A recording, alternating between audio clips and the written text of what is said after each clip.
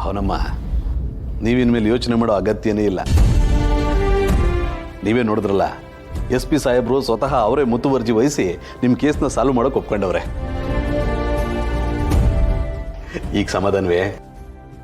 ಈಗ ಸಮಾಧಾನ ಆಗಿರಬಹುದು, ಆದರೆ ಆಕ್ಸಿಡೆಂಟ್ ಮಾಡಿದವನು ಯಾರು ಅಂತ ಗೊತ್ತಾಗೋವರೆಗೂ ಪೂರ್ತಿ ಸಮಾಧಾನ ಆಗಲ್ಲ.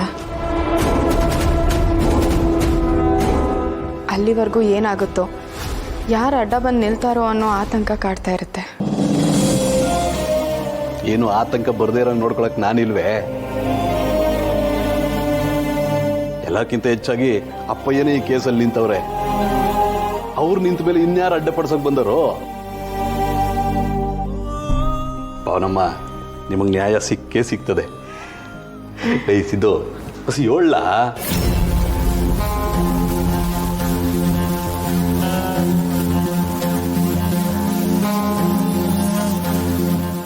ಸಿದ್ದು ಅವರೇ, ಈ ಹೋರಾಟದಲ್ಲಿ ನನಗೆ ನ್ಯಾಯ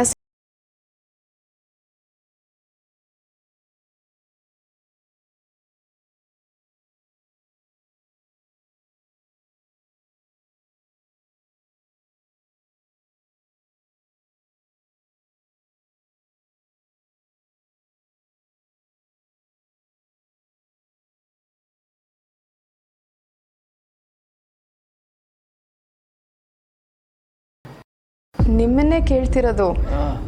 ಮಾತಾಡಿ. ಖಂಡಿತ ನಿಮಗೆ ನ್ಯಾಯ ಸಿಗುತ್ತೆ. ನೀವಿಷ್ಟು ಹೇಳಿದ್ರಲ್ಲ, ನನಗೆ ಈಗ ಧೈರ್ಯ ಬರ್ತಿದೆ. ನಾನೇ ಈ ಆಕ್ಸಿಡೆಂಟ್ ಮಾಡಿದ್ದು ಅಂತ ಗೊತ್ತಾದ್ರೆ ನಿಮ್ಮ ಮುಖದಲ್ಲಿ ಖುಷಿ ಇರೋದಿಲ್ಲ ಮೇಡಮ್ ಅವರೇ. ಈಗ ತಾನೇ ನನ್ನ ನಂಬೋಕೆ ಶುರು ಮಾಡಿರೋ ನೀವು ಶಾಶ್ವತವಾಗಿ ದೂರ ಹೋಗ್ಬಿಡ್ತೀರಾ ಅನ್ನಿಸ್ತದೆ.